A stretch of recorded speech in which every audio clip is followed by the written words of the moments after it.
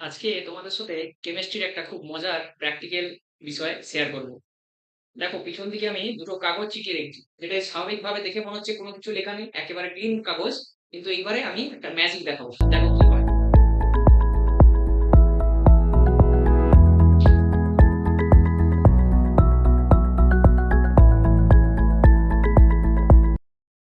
এবার আমি কি করলাম, তুলোতে কিছু একটা সলিউশন নিয়ে এর মধ্যে রাব করবো। কি হয় দেখো তো।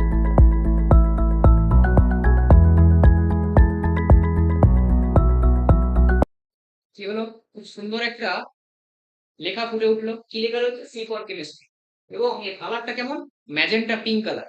এবং খুব সুন্দর একটা লেখা ফুটে উঠেছে, অর্থাৎ আমি কিছু একটা কেমিক্যাল দিয়ে রাব করার পর লেখাটি ফুটে উঠলো। পাশাপাশি আরেকটি কাগজ রয়েছে, সেটাতে আমি অন্য একটা কিছু ব্যবহার করতে চলেছি। দেখা যাক কি হয়।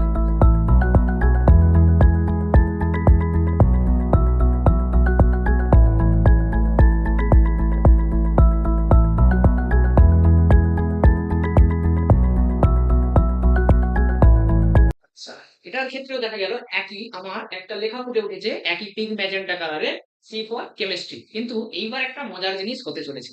এবারে তুমি শুধু দুটো জিনিসে নজর রাখবে, যে উইথ টাইম বা টাইমের সাথে সাথে আমার কিছু পরিবর্তন আমি দেখতে পাচ্ছি কিনা। এখনই অলরেডি আমরা দেখতে পাচ্ছি একটা জিনিস, যে এই যে লেখাটি, এটি কিন্তু পার্মানেন্টলি রয়ে যাচ্ছে, উড়ে যাচ্ছে না টাইমের সাথে সাথে। কিন্তু এই লেখাটা দেখো, এই যে পিঙ্ক বা ম্যাজেন্টা পিঙ্ক কালার, যেটা টাইমের সাথে সাথে কিন্তু ধীরে ধীরে ভ্যানিশ হয়ে যাচ্ছে মনে হচ্ছে, ঠিক না? এটা কিছুক্ষণ পরে পুরোপুরি পিঙ্ক কালারটা গায়েব হয়ে যাবে। যেটা কিন্তু এটার ক্ষেত্রে হচ্ছে না, এটার ক্ষেত্রে কিন্তু কালারটা পার্মানেন্টলি রয়ে যাচ্ছে। তো এটার ক্ষেত্রে দেখো, লেখাটা কিন্তু ধীরে ধীরে উড়ে যাচ্ছে। এর কারণ কি? এর পেছনে একটা সায়েন্স রয়েছে, খুব ইজি এবং খুব ইন্টারেস্টিং একটা সায়েন্স রয়েছে। বেসিক্যালি আমি কি করেছিলাম, দুটো কাগজ নিয়েছিলাম, দুটো কাগজে আমি একটা অ্যাসিড বেস ইন্ডিকেটর ফেনolphthalein ইউজ করে এই লেখাটা লিখেছিলাম। এইবার এই যে দুটো আমি কাগজের মধ্যে আমি কিছু একটা দিয়ে রাব করলাম, সেই সলিউশনটার মধ্যে প্রথম সলিউশনটা হচ্ছে সোডিয়াম হাইড্রোক্সাইডের জলীয় দ্রবণ বা sodium hydroxide solution. Sodium hydroxide আমরা কি জানি, একটা কঠিন পদার্থ যেটাকে জলে গোলা থাকে, অর্থাৎ সেটি হচ্ছে নন ভোলাটাইল বা অনুদ্বায়ী। তাই যখন আমরা সোডিয়াম হাইড্রোক্সাইড দিয়ে লেখাটিকে রাব করলাম, সেটা কি হলো, তার সোডিয়াম হাইড্রোক্সাইডের মধ্যে কি হয়েছে? OH মাইনাস, যেহেতু সেটা একটা বেস, তার মধ্যে OH মাইনাস হয়েছে। তার প্রেজেন্সে আমরা জানি ফেনolphthalein একটা পিঙ্ক ম্যাজেন্টা কালার ধারণ করে, সেটাই হয়েছে।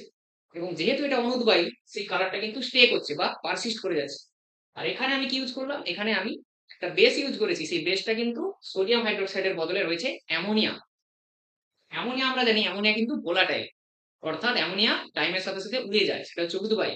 তাহলে কি হলো, যেই আমি অ্যামোনিয়া দিয়ে রাব করলাম, আমি কিন্তু যেহেতু অ্যামোনিয়া একটা বেস, তার মধ্যেও সামান্য পরিমাণ OH মাইনাস রয়েছে, আমি একটা ম্যাজেন্টা পিঙ্ক কালার দেখতে পেলাম ফেনolphthalein সঙ্গে। যেই আমি উইথ টাইম দেখতে পাচ্ছি, কি হচ্ছে, উইথ টাইম আমাদের অ্যামোনিয়াটা এভাপোরেট হয়ে যাচ্ছে, সিন্স সেটা হচ্ছে ভোলাটাইল। তাই জন্য দেখো, লেখাটা ধীরে ধীরে গায়েব হয়ে গেল। লেখা বলতে পিঙ্ক ম্যাজেন্টা কালারটা কিন্তু ধীরে ধীরে যেন টাইমের সাথে সাথে মনে হচ্ছে গায়েব হয়ে গেল। এই জন্য এটাকে কি বলা হয় আমাদের কেমিস্ট্রির ভাষায়, বলে ভ্যানিসিং ইঙ্ক। অর্থাৎ আমি যদি ফেনolphthalein এবং অ্যামোনিয়াম হাইড্রোক্সাইড দিয়ে কিছু লেখা লিখি, সেটা কিছুক্ষণ পরে কালারটা কিন্তু ফেড হয়ে যায়, কালারটা চলে যায়। তাই জন্য তার নাম হচ্ছে ভ্যানিসিং ইঙ্ক। আর এইটা হচ্ছে পার্মানেন্ট ইঙ্ক, অর্থাৎ আমি যদি সোডিয়াম হাইড্রোক্সাইড ইউজ করি অ্যামোনিয়াম হাইড্রোক্সাইড বা অ্যামোনিয়ার জায়গায়, সেক্ষেত্রে কিন্তু কালারটা পার্মানেন্টলি স্টে করে যাচ্ছে। এই সিম্পল এক্সপেরিমেন্টের দ্বারা আমরা কিন্তু সোডিয়াম হাইড্রোক্সাইড এবং অ্যামোনিয়াম হাইড্রোক্সাইডকে ডিফারেন্সিয়েট করতে পারছি। তো সোডিয়াম হাইড্রোক্সাইডে কালার কিন্তু পারসিস্ট হচ্ছে, অ্যামোনিয়াম হাইড্রোক্সাইডে সামান্য একটু যদি হিট লেগে যায় অথবা জাস্ট যদি হাওয়া চলাচল হয়, সেই কালারটা কিন্তু টাইমের সাথে সাথে ফেড করে যাবে বা ডিসচার্জ করে যাবে বা উড়ে যাচ্ছে।